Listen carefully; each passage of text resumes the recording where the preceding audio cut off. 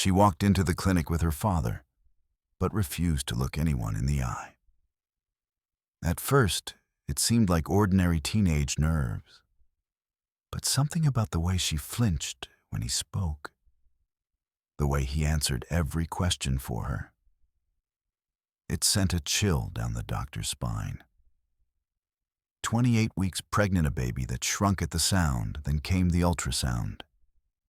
28 weeks pregnant, an irregular heartbeat, a baby that shrunk at the sound of its own father's voice. What unfolded over the next few hours will unravel a hidden life of fear, control, and unspeakable abuse. One photo, one silent cry, one girl. One photo, one silent cry for help, and one doctor who refused to look away. If this story moves you, don't forget to like, subscribe, and share to help us reach more hearts with real, human stories like this. The waiting room was nearly empty when Dr. Evan Lamb touched on his last chart of the day.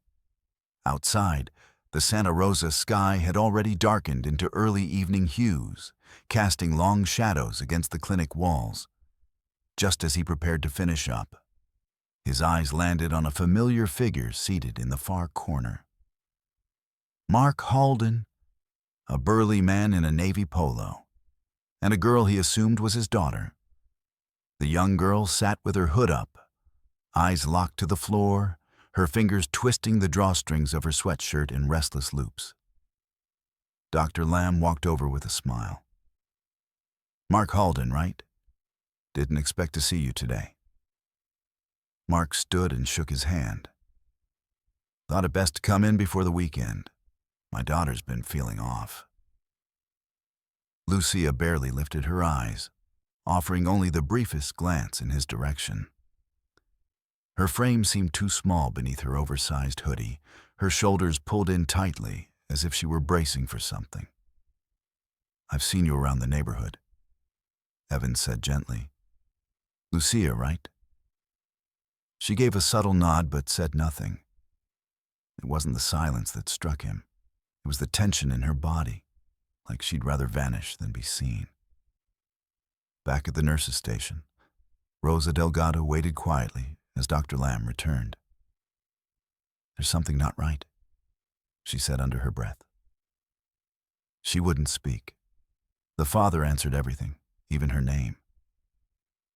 Dr. Lamb frowned, curiosity shifting toward concern. "I know them. They live 3 houses down. He's strict, sure, but..." Rosa cut in. "Strict's one thing, but she didn't meet my eyes once, and he wouldn't let go of her shoulder." Dr. Lamb paused, then nodded slowly. "All right, let's bring them in." And with that, the door to the exam room opened. Lucia stepping inside, her body tense, her eyes still downcast. Something about her silence lingered in the air, heavy and hard to ignore. But when Dr. Lamb finally looked over her medical chart, a chill crept up his spine. Something was terribly wrong.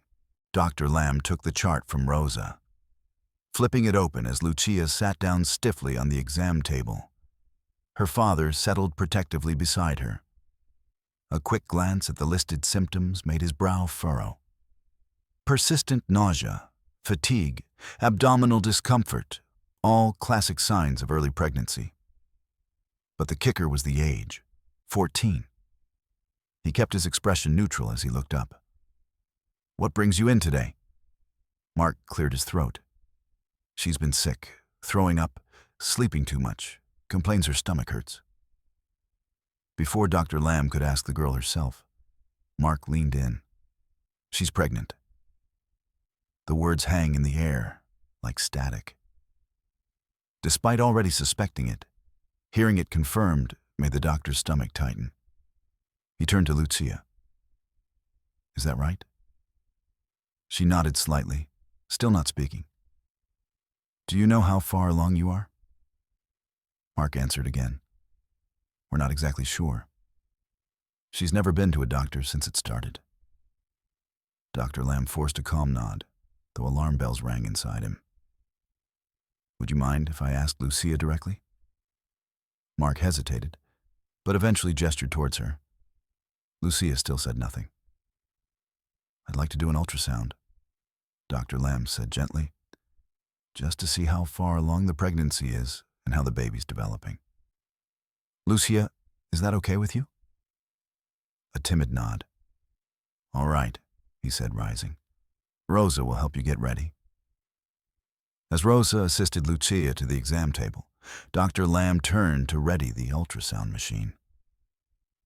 He couldn't shake the unease creeping in his chest, because something in this room didn't feel like just another teenage pregnancy. And when the ultrasound screen lit up with the first glimpse of the fetus, that unease turned to something darker. Fear. Lucia winced as the cool gel touched her abdomen. Rosa, ever gentle, murmured reassurances while adjusting the gown.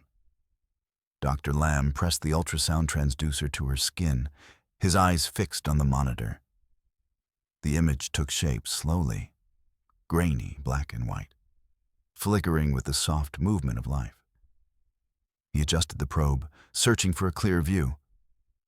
Then he found it, a tiny form, a heartbeat. But something was off. "You're about 28 weeks along," he said, unable to hide the surprise in his voice. Mark's head snaps up. "That can't be right. It hasn't been that long." Dr. Lamb gave him a sharp look. "This is your first medical visit for her, correct?" Mark nodded once. "We've been keeping things private." The doctor returned to the monitor. "The baby is a girl," he said quietly, then paused. "But I'm seeing signs." Lucia flinched again as the probe moved. Dr. Lamb's eyes are narrowed. "There's restricted growth. Her abdomen is measuring small for gestational age. This suggests intrauterine growth restriction, what we call IUGR." "What does that mean?" Mark asked quickly, his voice laced with suspicion. "It means the baby isn't growing the way she should. It can be caused by issues with the placenta, maternal health problems, or even conditions. And I'm also detecting an irregular fetal heartbeat." Mark leaned forward. "Can't you just give her something?" "No," Dr. Lamb said firmly. "This requires immediate hospital care. We need advanced monitoring, blood flow analysis, organ development scans. She needs to be admitted tonight." Mark's jaw clenched, clearly weighing options. "We'll think about it." The doctor reached for a prescription pad. "I can write prenatal vitamins, but this isn't optional, Mr. Halden. Your daughter and this baby are at serious risk." He handed the slip to Mark. "The pharmacy next door is open. Rosa will help clean Lucia up. I want you at the hospital within the hour." Mark took the prescription without a word and left, casting one last look at Lucia before the door closed. Rosa began gently wiping the gel from the girl's stomach. "You're going to be okay, sweetheart," she whispered. Lucia's voice trembled. She kicks when she hears his voice. "I hate that she likes him." Rosa froze. Dr. Lamb turned slowly. "Lucia, what do you mean by that?" But the girl had already withdrawn, her eyes once again glued to the floor. That one sentence would haunt Doctor Lamb long after the clinic lights went dark and sent him down a path he never expected to walk. Dr. Lamb stood still for a moment, Lucia's words echoing in his head.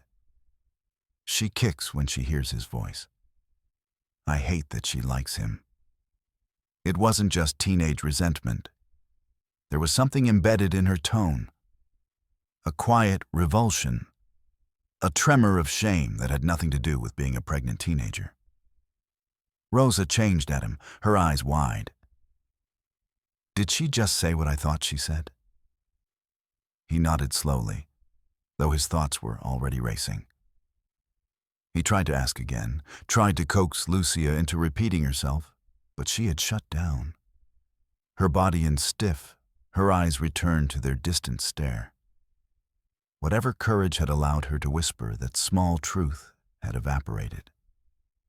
Maybe she was overwhelmed, or maybe she realized she'd said too much. Still, the meaning gnawed at him. Was she just projecting resentment onto her father? Was she angry that he didn't support her? Or was the connection between the father and unborn child far darker? He tried to reason with himself. Maybe Mark was just overbearing, protective in a misguided way. But no explanation sat comfortably anymore. Lucia was clean, quiet, and ready to leave. Rosa handed her the printed ultrasound photo. The girl stared at it like she couldn't quite make sense of what she was looking at. Outside the exam room window, Dr. Lamb saw Mark returning from the pharmacy. Time was running out. "Lucia," he said gently, "you need to go to the hospital tonight, all right?" She gave him the faintest nod. Mark opened the door. "We good here, Doc?" Dr. Lamb forced a neutral tone. "Yes, but I'll be checking tomorrow. This situation needs close monitoring." Mark gave a curt nod, placed a hand on Lucia's shoulder, and guided her out. But as their car pulled away into the darkness, Dr. Lamb realized he couldn't let the night end just yet. Something in that house didn't feel right. The clinic was quiet now. Rosa had gone home, and the last lights were being turned off as Dr. Lamb sat alone in his office, still staring at Lucia's file. The silence should have brought closure to a long day. Instead, it stirred unease. He couldn't shake that look in Lucia's eyes, or her cryptic words. She kicks when she hears his voice. Most of all, he couldn't ignore the overwhelming sense that something sinister was unfolding 3 houses down from where he slept every night. Against his better judgment, he pulled out his laptop and opened Facebook. It wasn't exactly HIPAA compliant, but it wasn't illegal either, especially if a patient's safety was in question. He typed Mark Halden into the search bar and found the profile easily. Public posts, minimal privacy settings, just as expected from someone who never thought he had anything to hide. Dr. Lamb scanned the photos: barbecues, driveway selfies, pictures of a pristine lawn.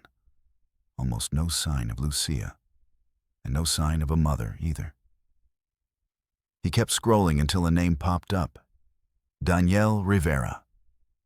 Something about the name tugged at him. The face in her profile picture, a woman with tired eyes, and the faint outline of someone he might have passed on the street, looked vaguely familiar. He clicked on her profile and started scanning. No photos with Mark, none with Lucia. Her timeline was scattered with work updates and quiet quotes about second chances.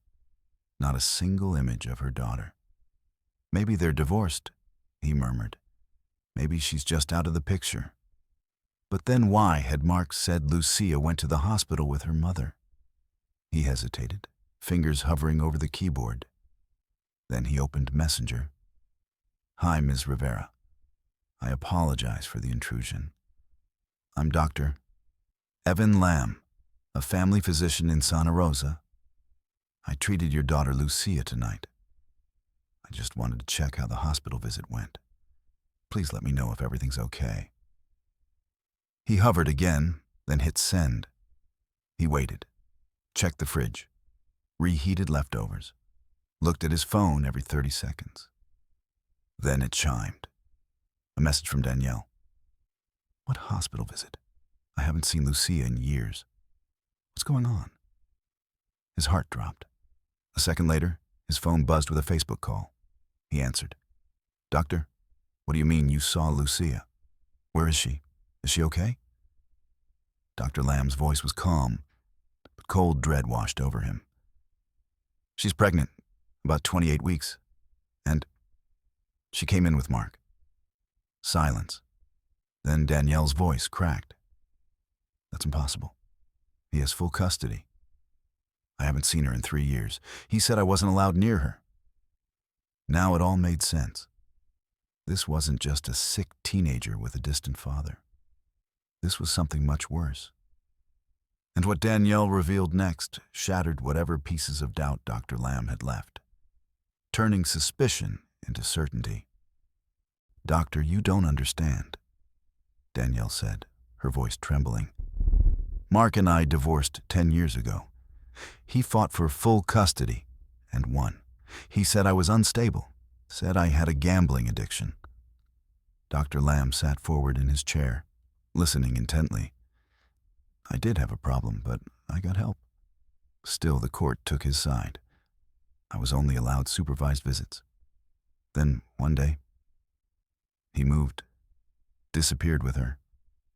I haven't seen or spoken to my daughter since.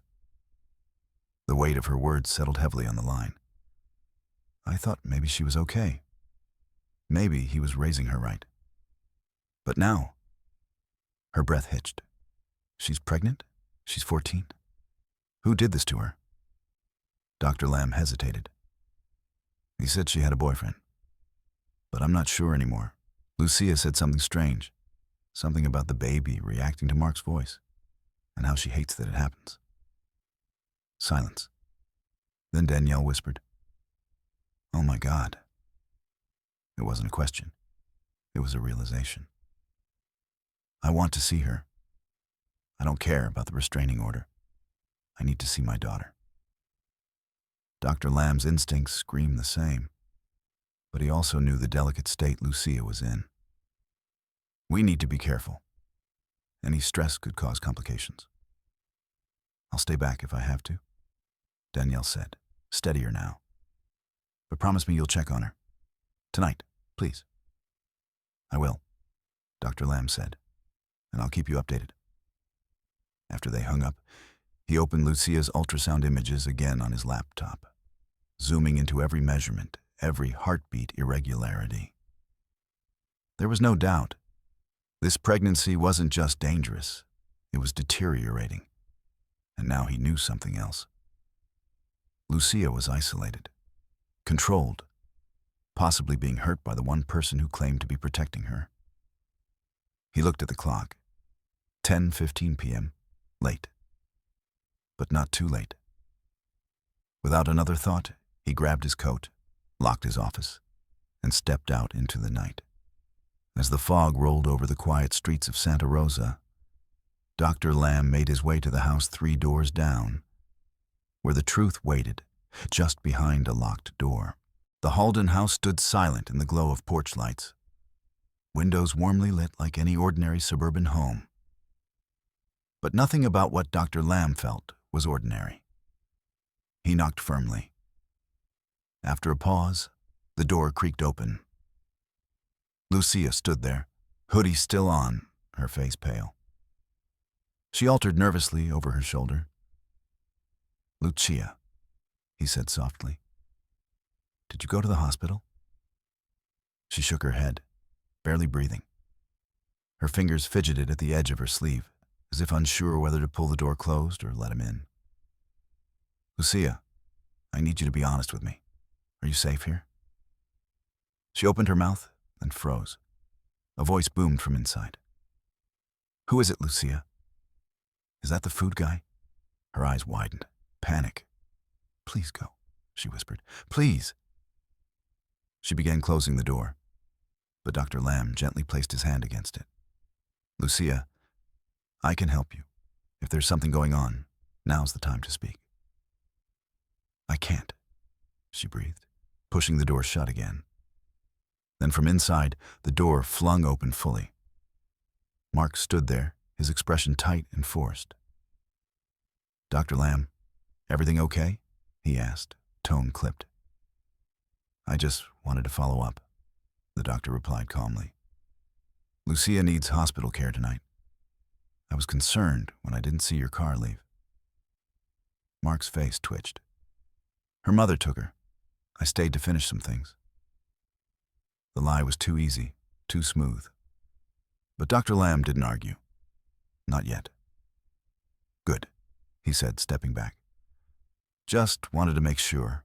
Have a good night." He turned, walking away. But inside, his blood was buzzing. As soon as he got home, he texted Danielle. He was halfway down the sidewalk when the door opened again behind him. "Wait." He turned. Lucia stood there alone, trembling, one hand in her hoodie pocket. She pulled out a small bundle, folded photographs, and stepped forward. "Take them," she whispered, glancing behind her again. "There's more, in his room." She shoved the photos into his hand just as Mark reappeared in the doorway. "What's going on?" Mark asked, suspicious. Dr. Lamb slid the photos into his jacket without missing a beat. "Lucia just said she was hungry. Good sign. She's got an appetite." Mark forced a laugh. "Told you I'm taking care of her." Inside, the tension remains thick. But in Dr. Lamb's pocket was proof, and Lucia's silent cry for help had finally been heard. When Dr. Lamb got home and revealed the photographs, the truth hit him like a punch to the chest. And he knew there was only one number left to call. The flashing red and blue lights bathed the Harper house in eerie pulses as officers swarmed the property. Detective Morales stood by the perimeter, speaking quietly into his radio. Behind him, yellow crime scene tape stretched across the walkway, sealing off what had once seemed like a normal suburban home. Dr. Lamb paced near the ambulance, glancing over at Rachel and Lily. The paramedics were finishing their assessment, preparing to transport the girl to the nearest trauma-equipped hospital. Lily looked pale but alert, clutching her mother's hand as if it anchored her to the world. "She's going to be okay," Rachel whispered, more to herself than anyone else. Morales returned to the scene, a folder in hand. He nodded grimly at Lamb. "We searched the house. There's a hidden room in the basement, behind a false wall, lockable from the outside." Lamb's stomach turned. "There were cameras," Morales continued, his voice clipped. "Recording equipment, dozens of memory cards, some marked by date." Dr. Lamb swallowed. "And Lily?" "We found clothes, small ones, mattresses on the floor. It's clear someone lived down there for long stretches." Rachel gasped, her hand flying to her mouth. "He kept her down there?" Morales nodded. The abuse wasn't occasional, it was methodical, controlled, sustained over years. He handed Lamb the folder. Photos recovered from his personal bedroom. Hundreds, organized in boxes by year, some going back to when Lily was around 10. Lamb didn't open the folder. He couldn't. The ones Lily had given him were already burned into his memory. Rachel's knees buckled slightly. Lamb caught her by the elbow. "I tried to warn the courts," she whispered. "They said I was unstable, that he was the safer parent. I was just broken." "No," Lamb said softly. "You were grieving, and he took advantage." Morales spoke again. "He'll be charged with multiple felonies: sexual assault, child endangerment, unlawful imprisonment, production of child pornography, and likely more once we finish cataloging everything." Rachel shook her head. He took everything, her childhood, her voice, and now, "She spoke tonight," Lamb interrupted gently. "She reached out. That alone is incredible." Morales nodded. "We'll be working closely with CPS, but based on what we've seen, there's no chance he's walking free again." For the first time since arriving, Rachel let herself believe it. It wasn't over, not by a long shot. But the wall around Lily's silence had finally cracked, and through it, light was pouring in. Inside the ambulance, Lily shifted slightly, eyes half closed. The monitors beeped steadily. Her fingers gripped the ultrasound photo she'd been given earlier. It was wrinkled now. The gel stains are barely visible. But it was hers. Her baby. Her future. No more locked doors. No more silence. Only the long road ahead. and the chance to finally walk it free. The flashing lights crept silently onto the sleepy suburban street. No sirens, just a quiet urgency as 3 police cruisers parked several houses down from the Holden residence. Dr. Lamb stood outside, waiting. Detective Morales stepped out of the lead car, a stocky man with calm eyes and a tense jaw. "You're the one who called?" "Yes," Dr. Lamb said, handing him the folded photographs. "She gave these to me tonight. There's more in the house. The girl is pregnant. She needs medical attention immediately." Morales flipped through the images, his expression tightening with every frame. "And you're sure she's inside right now?" "I just left there." The father, Mark, lied and said she went to the hospital. "She's still there, I saw her." The team moved fast. Officers circled the property. Lights were still on inside, shadows moving behind the curtains. Morales knocked hard on the front door. "Santa Rosa Police Department, open up." No response. He knocked again, harder. "Police, Mr. Holden, open the door." From the back, an officer radioed in. "We see movement. They're not coming to the door." Morales gave a curt nod. "We're going in." Seconds later, the front door explodes open with a battering ram. Officers poured inside. Dr. Lamb remains outside, adrenaline pumping, watching neighbors emerge in robes, blinking against the chaos. Then came the shout. "On the roof! They're on the roof!" Dr. Lamb turned and looked up, and his heart stopped. Mark was crawling out an attic window onto the sloped roof above the garage. He had Lucia with him. His hand gripped her wrist tightly as she struggled to stay upright on the shingles. "Stay back," Mark shouted, wild-eyed. "I'll jump. I swear to God, I'll take her with me." Lucia was crying, one hand covering her belly, her voice barely audible. "Please help me." Officers below frozen. Dr. Lamb saw another team deploying an inflatable air cushion, rolling it quickly beneath the roofline. A last line of defense. "Mark Holden," Morales called through a megaphone. "You're surrounded. Let the girl go. You don't want to make this worse." Mark only tightened his grip on Lucia. "She's mine. They're both mine. You don't get to take them away." Just then, a car screeched to a stop nearby. A woman burst from the driver's seat, Danielle. "That's my daughter," she screamed, rushing the barricade. "Lucia." Lucia looked toward the voice. "Mom?" That one word seemed to shatter something in her. She jerked against Mark's grip. "No!" he roared. "Don't listen to her." But it was too late. Police were climbing from the attic window behind him. In a panic, Mark shoved Lucia forward. She screamed as she tumbled off the roof. Gasps filled the air, but she landed squarely on the inflated pad, safe. Officers rushed to her as she sobbed, clutching her stomach.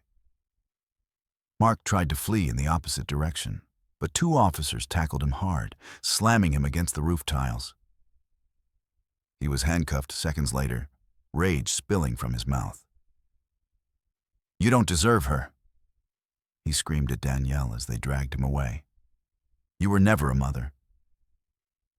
Danielle didn't answer.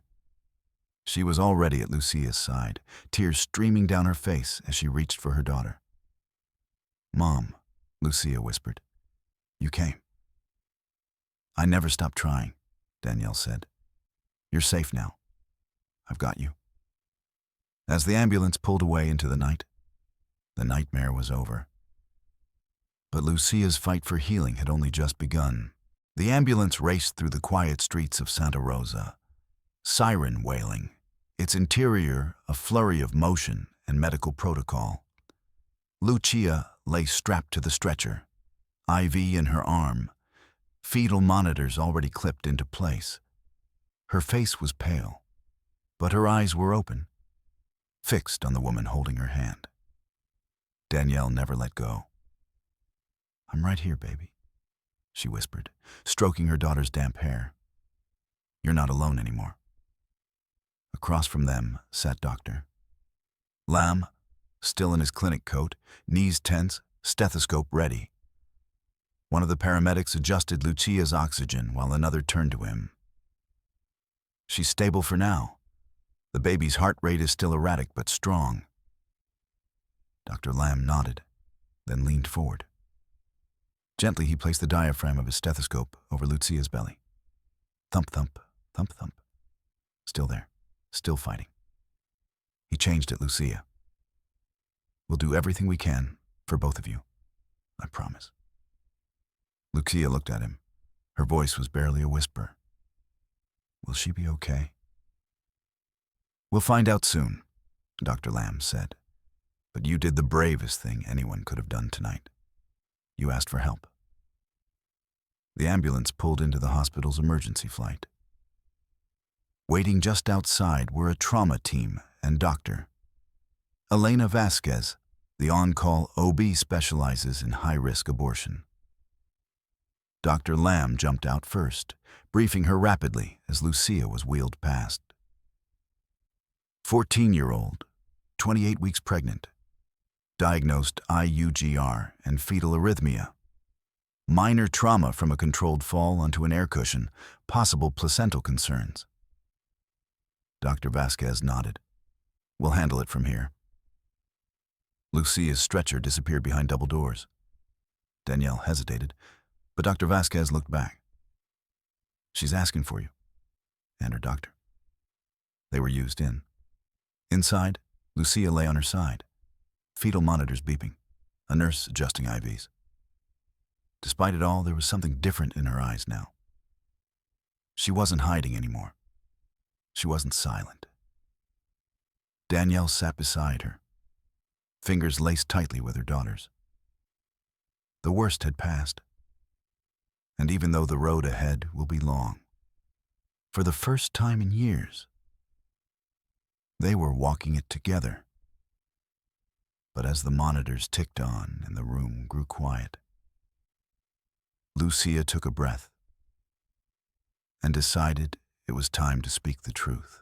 The room was quiet, except for the steady beeping of monitors and the soft rustle of nurses preparing for the long night ahead. Lucia lay propped up slightly, her eyes fixed on the ceiling.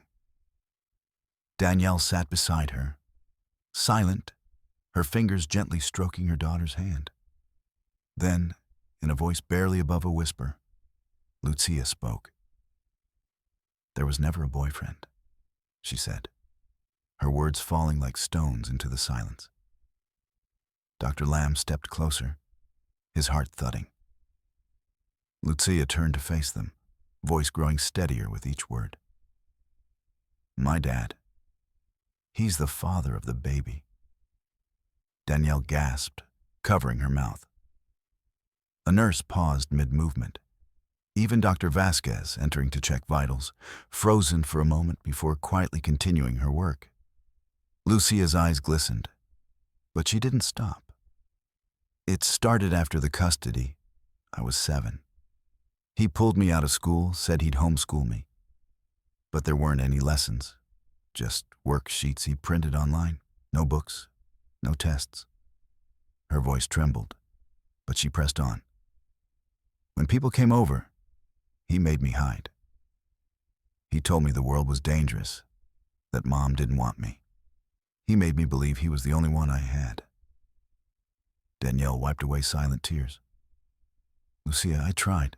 I fought. I never stopped." "I know," Lucia whispered. "Now I know." She looked at Dr. Lamb. "When I got pregnant, he was angry at first. Screamed. Said I'd ruined everything. I thought he was going to hurt me, but then something changed. He got obsessed. Protective. He said the baby was ours." Danielle broke down, sobbing into her hands. Dr. Lamb stood still, fighting his own emotion. "He started taking pictures," Lucia added. "He kept them in a box in his closet. That's where I got the ones I gave you. I took them while he was in the shower before the clinic. She placed a hand on her belly, instinctively protective. She kicks when she hears his voice. It makes me sick. I hated that she responded to him. But she's not him, Danielle said through tears. She's yours, and she's innocent. I want to keep her, Lucia whispered. Everyone in the room went still. I know I'm young, but she didn't ask to be born this way. I don't want her to pay for what he did. I don't want her to feel unloved. Danielle moved closer. Then we'll raise her together. Lucia finally allows the tears to fall. But this time, they weren't tears of fear or shame. They were tears of release. And outside that hospital room, justice had already begun its course. Because the man who took everything from Lucia was finally losing everything himself.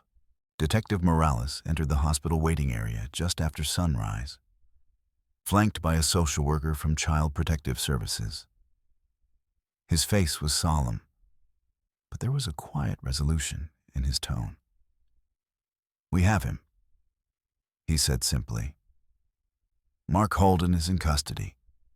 He'll be charged with multiple felonies, child sexual abuse, incest, unlawful imprisonment, endangerment, and possession of explicit material involving a minor. Danielle gripped the arms of her chair. Is he saying anything? He's denying everything, Morales said. But between Lucia's testimony, the photographs, and the hidden room we found in his basement, his chances in court are slim. Hidden room? Dr. Lamb asked. Morales nodded. Lucia mentioned it. We found it behind a false wall, soundproofed, no windows. That's where most of the abuse occurred. Cameras, storage drives, he documented everything. Danielle shook her head slowly, overwhelmed. How could he hide this for so long? The CPS worker, Rebecca Miller, stepped forward. Predators isolate their victims. They control every aspect of their environment. They keep them silent through fear, shame, or manipulation. She turned to Danielle with a gentler tone. We'll do a full home evaluation for you. But from what I've seen and heard tonight, you're prepared. You fought for your daughter, and you're ready to care for both her and her child. Danielle nodded through tears. I'm not letting them go. Ever again. Morales looked toward the hospital hallway. Lucia's statement, it's enough to put him away for a very long time. Dr. Lamb placed a reassuring hand on Danielle's shoulder. She's already shown more courage than most adults ever will. And just beyond that door, in a hospital room filled with monitors and healing hearts, a young girl was finally waking up to a world that believed her. But for Lucia, the journey wasn't over. Because now came the hardest part. Learning how to live again, and how to love what remains. The hospital room was dimly lit. The early morning sun just began to peek through the blinds. Lucia lay quietly, her hand resting protectively over her belly. The steady beep of monitors pulsed beside her. Stronger now, steadier. Danielle sat close, her chair pulled up beside the bed, her fingers gently braiding a strand of Lucia's hair. You're safe, she whispered. No more hiding, no more fear. Lucia looked at her mother, eyes soft but unsure. What happens now? Danielle faintly fainted.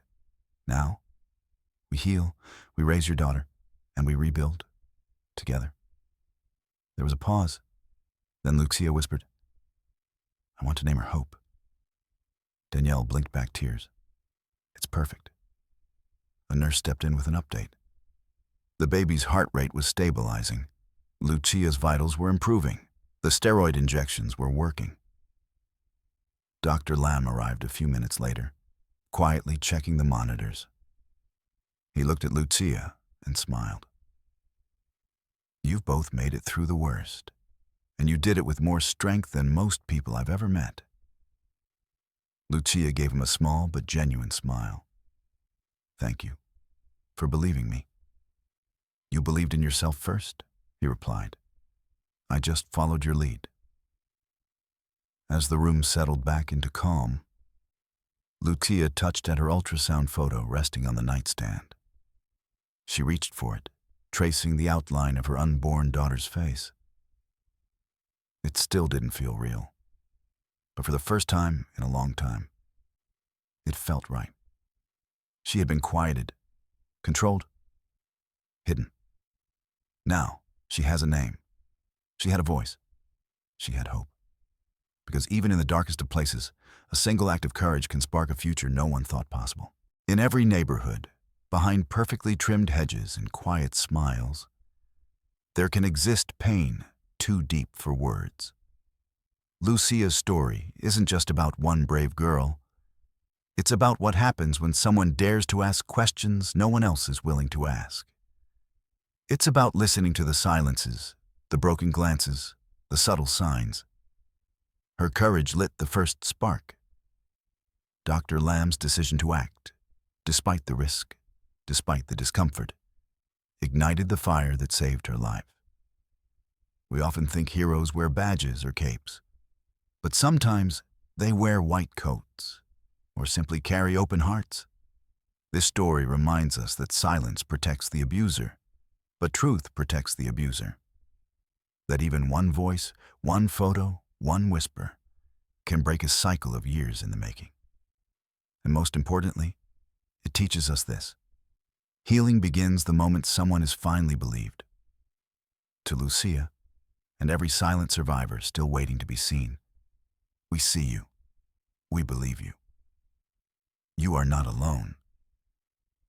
If you believe stories like this can change lives, help us spread awareness. Like, comment, subscribe, and share this story with others.